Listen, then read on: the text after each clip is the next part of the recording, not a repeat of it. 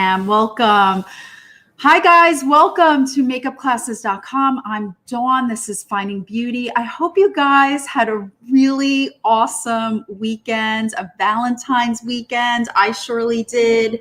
Happy President's Day to all of the Americans that are watching. I hope you're enjoying your day off. I hope you had the day off. I had a great weekend. It was a lot of fun. And last week was pretty awesome too, going through all of the decades, talking about fashion, makeup, and all things beauty. So if you are here for the first time, you can go back and replay all of the videos. I did videos from the 1920s all the way up to today. We're up to 2010.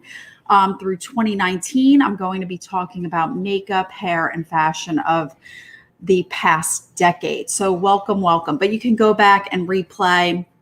And I've been getting great response. It's pretty fun and interesting if you're into learning about the history of fashion and beauty. Okay, so where are we? All right, guys. Today, I'm going to be focused on 2010 through 2019. All right, so who do we have? We have Barack Obama from 2009 to 2017. And then we have Donald Trump from 2017 to 2021. So those were our presidents. In the early 2000s, we had a huge boom, an economic boom with trade with China. So China becomes a world power now in 2010 through the entire decade. We have more production, and that started with Bill Clinton. We started to do more overseas trading and production. So we see a lot of products coming into the US, especially with fashion. We have a lot of fast fashion. Our market is just growing and growing. Although we are in a world recession, the world is in a global recession, but our trade with China is just so huge. Good morning, Debbie. Good morning. My beautiful sister-in-law, Debbie, is here, one of my superstar fans. I love seeing her in the morning. Her and Dave, a picture of her and Dave. So we become such a big buyer from China. So our clothes are cheaper. We have something called fast fashion. And most of us take to it, right? We're buying a lot of product. But there is people do start questioning, what is going on? What is fast fashion? Is it ethical? We have a lot of environmental concerns. Remember with NAFTA, we didn't have a lot of rules when it came to child labor and environmental issues. And same going into the 2010s.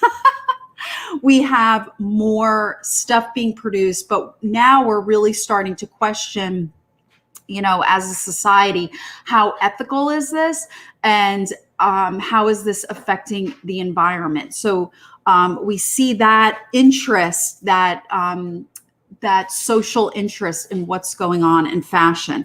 We see a huge boom in social media, right? Instagram, I'm going to be talking a lot about that. Influencers. We now have the movement of customers are now the marketers because of Instagram. So if you're using a product or wearing something or doing your hair a certain way, you're on social media, you are the marketer, you are the advertisement for that company, which is something so new and huge. And that started in the last decade from 2010 up until now, right? We also have a lot of smartphones, smart products. So our cameras are getting better. We can post things a lot faster and easier, have full conversation with people. We also have a movement called Slacktivism.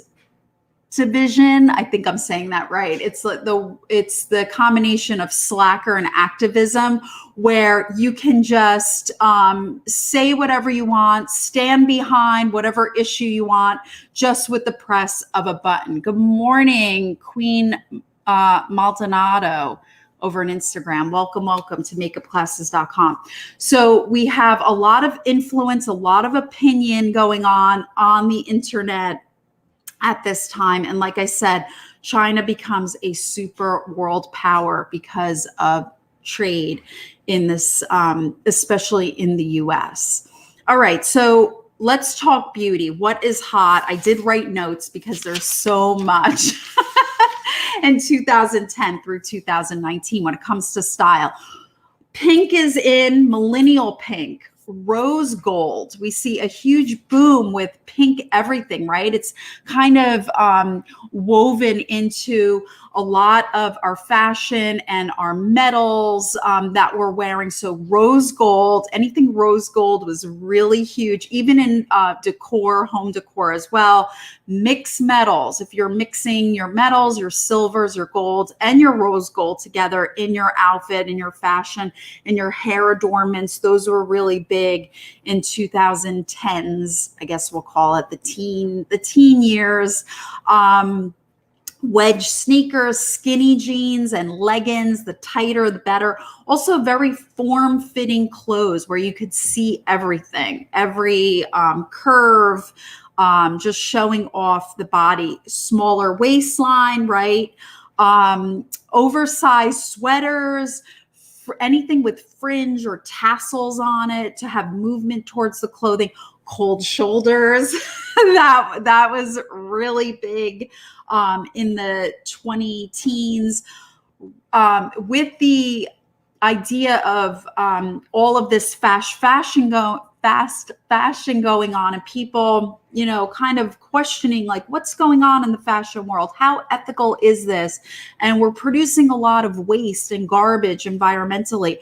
We now have this huge wave of rent a fashion where you can like rent a runway. We have all these apps and companies where you can upcycle your clothes and rent and borrow clothing from other people. So that became huge. Small hats, headbands that were bedazzled, a lot of your bands with your jewels, anything that's body hugging. Small handbags, wristlets were big. Anything that could hold your phone and your wallet and your keys, really fashionable. Ankle boots, anything that said boss girl on it. Female power, right? It's all a big push. Girls, we rule the world. Sorry, guys. So we see a lot of things with the words girl boss on it in our fashion and our clothing and our accessories. Cold shoulder shirts, bohemian, flappy hats, mom jeans.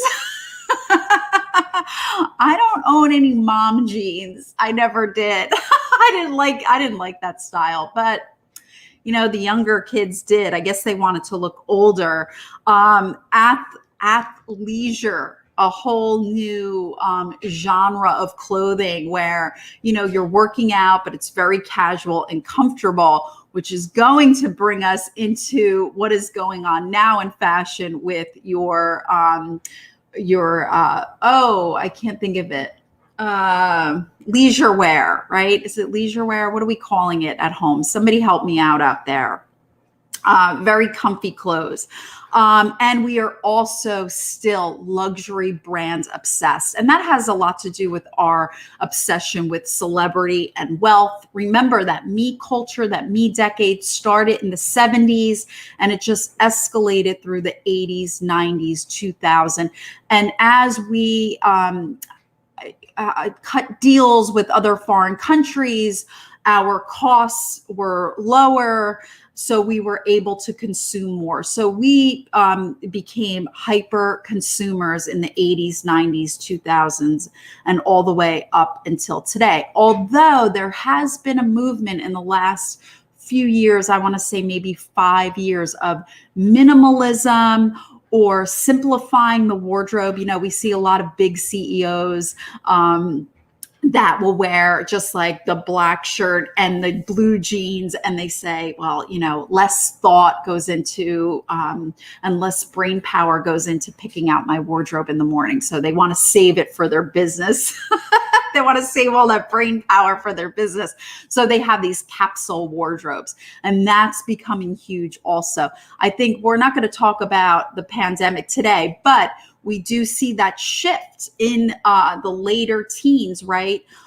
With Donald Trump, that movement of Americana, that questioning, like, what is going on with all these purchases from overseas. We start to have this in the late 2000 teens, 2017 and beyond, this interest in bringing manufacturing back to the US, right? This American pride. And we start to question, what is really made in America when it comes to fashion? So we're starting to look at labels, made in America, that sort of thing. All right. So that's for our fashion. Let's talk about makeup and hair. Well, because of the internet and social media, we have a lot of obsession with product. The more products that you could load up on your face in the 2010s, the better. We have this obsession with changing our look. That has a lot to do with apps on our phones, with Instagram, how you can alter your face and alter how it looks. And if you're not going to do it with an app, guess what? You're going to do it with makeup. So we have this obsession or this interest with sculpting our face, counter shading and shading, or what some people call highlight and contour, right? The whole sculpting of the face. We're also skincare obsessed. So the more you can add on, the more products that you buy. I'm going to add some skincare, some cream as I'm talking. So the more layering of the product, the better. A lot of people say that our makeup in the 2010s, that teen decade, looks very theatrical. It's very overdone. It can look very stripy, although we do have the no makeup look as well. So we use a lot of shimmer and sheen, and we want a glowy, dewy skin. And we saw that 10 years ago also. Consumers are definitely the marketers. So we are the ones that are pushing the look, pushing the fashion. So I'm going to start, guys, with some foundation. Just kind of layer. And I'm going to do a little bit of sculpting work as well. So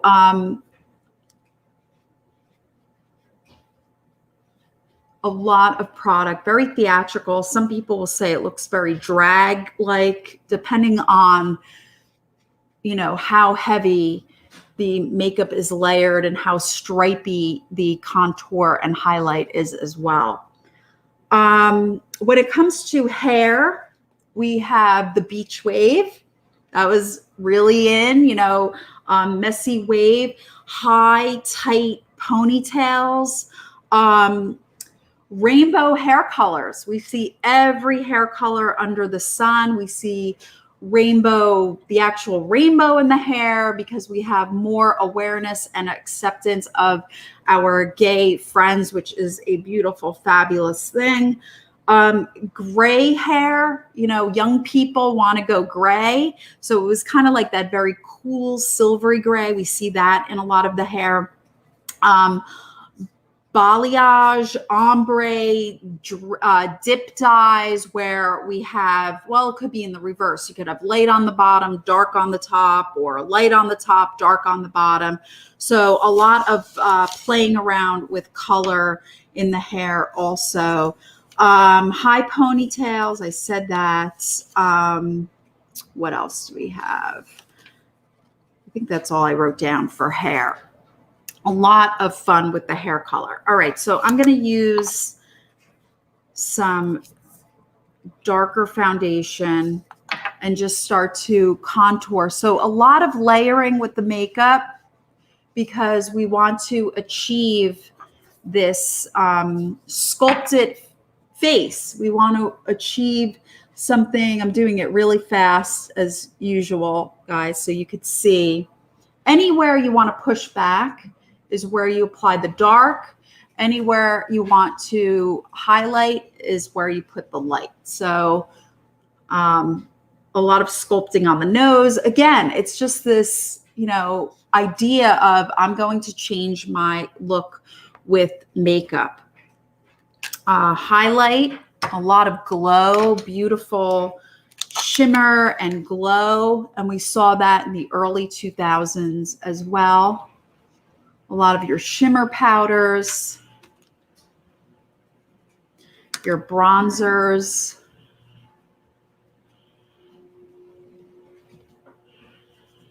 And we're talking about everything we're wearing on Instagram and Facebook, and we're pushing products and we're selling it. And we have a lot of smaller makeup companies popping up, a lot of individuals popping up selling their products. Big brows are back. The bigger, the better. We also see permanent makeup and tattooing of the eyebrows, permanent makeup in the brows.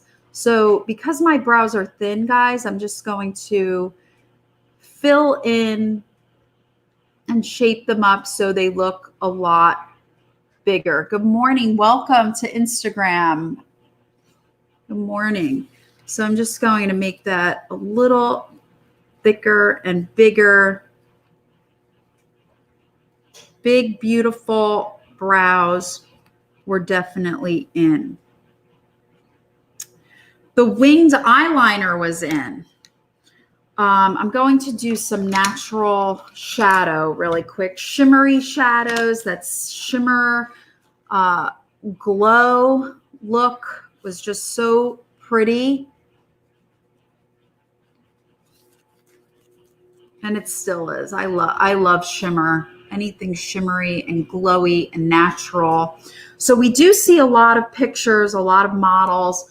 The look is the no makeup look, but we also start to see, especially in the mid 2010s, a lot of your sculpting of eyeshadow as well. They call it a cut crease, which really that whole line in the eyeshadow that started in the 1960s with the mod look. That was a British design. We see the model Twiggy wearing that.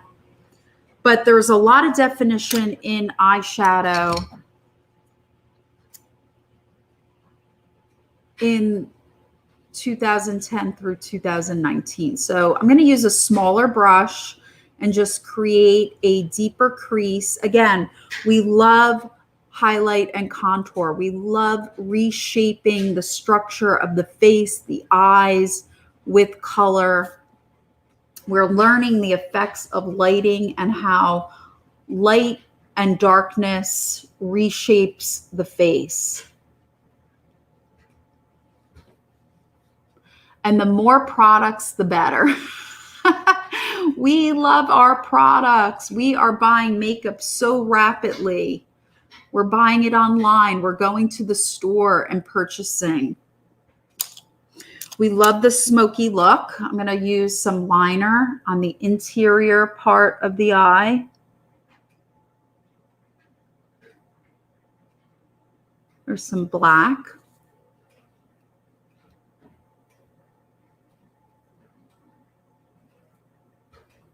We love products so much. We're going to put some on the bottom as well. I'm going to use a little bit of brown. And this has sparkle in it. Liner with sparkle is all the rage.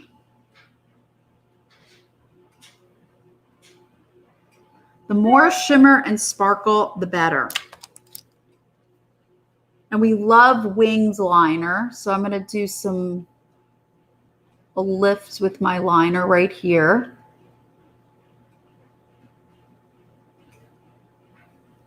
I hope that looks good. Yeah, that looks good. So a nice lift to the end. Now, of course, you can go all the way across, and there's a lot of drastic, beautiful cat eye looks that you can do. There's also, like I said, lots of glitter. So we have, here's some glitter liner, some gold. So we love to mix our metals. I have a champagne eyeshadow.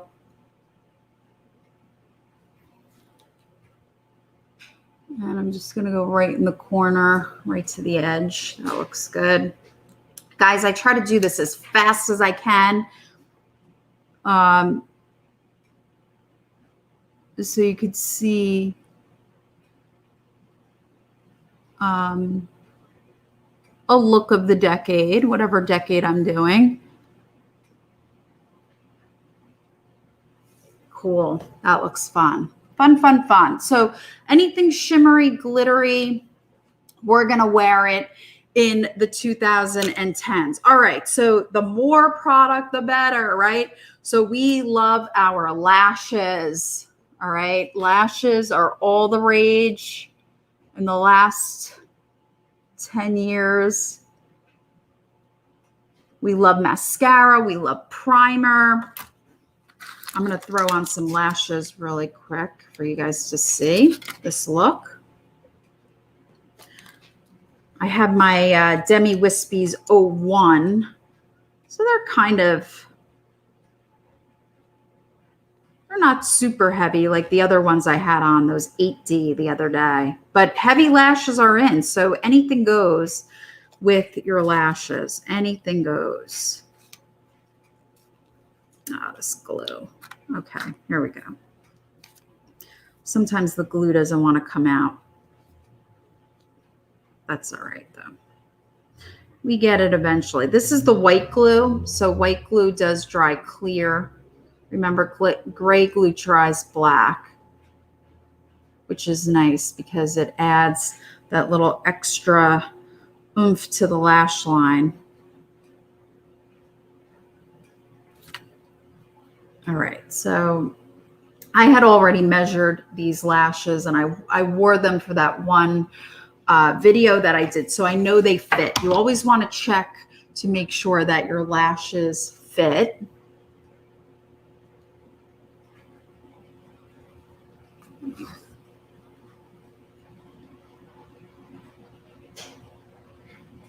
So Lash Obsession was huge. Remember, they go right into the lash line, guys, not on the lid. They go up and under.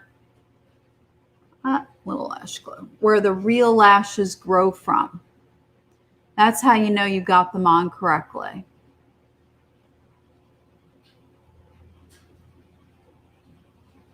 You want to stick it right where the lashes grow from. Perfect. Got that. Woo! Like I said, I try to work as fast as I can so you could see a complete look live and untouched. I don't retouch any of my photos, even though that is a big thing in the 2010s. We are retouching our photos. We're altering the way we look. I don't do that, but if you do, you know, to each his own. But I don't do that because I want you to see what my work looks like without being altered. And I like doing live videos too, so you could see what it looks like in real time and not edit it.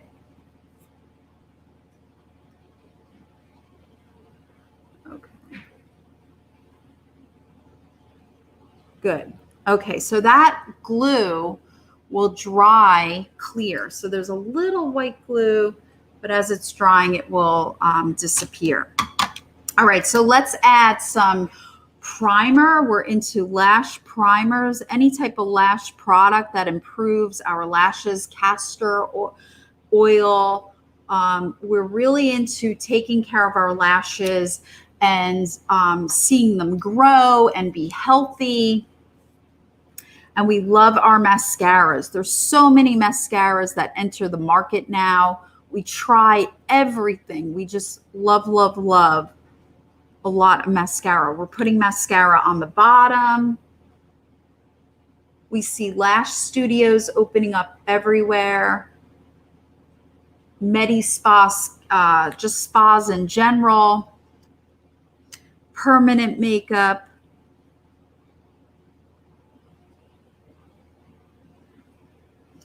Nice. We're getting there. All right, lips. What are we doing to our lips? We love lip plumpers. We want our lips to look bigger. Lip injection became so huge. Any type of injectables, so huge. There's some lip plumper. And we overdraw our lips as well because we want our lips to look bigger and more plump. In fact, we fill in our little Cupid's bow. That's a look to make our top lip look so much bigger. So either right on the lash line if you have big lips already, or you overdraw, or you're getting permanent makeup lip liner put on so your lips look bigger as well. Ooh, that tingles.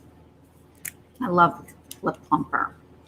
And then I'm going to use some beautiful Frost lipstick. Just give my lips that bigger, plumper look. And then lip gloss on top of that.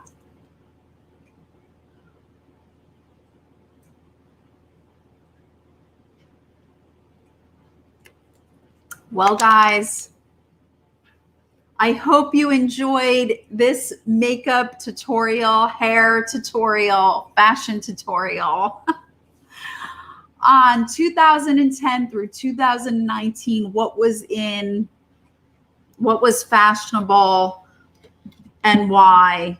We love our social media, and social media is such a big influence, ladies and men. We see a lot of men online too, doing makeup, experimenting with different looks as well, which is really fun and cool to watch and learn from.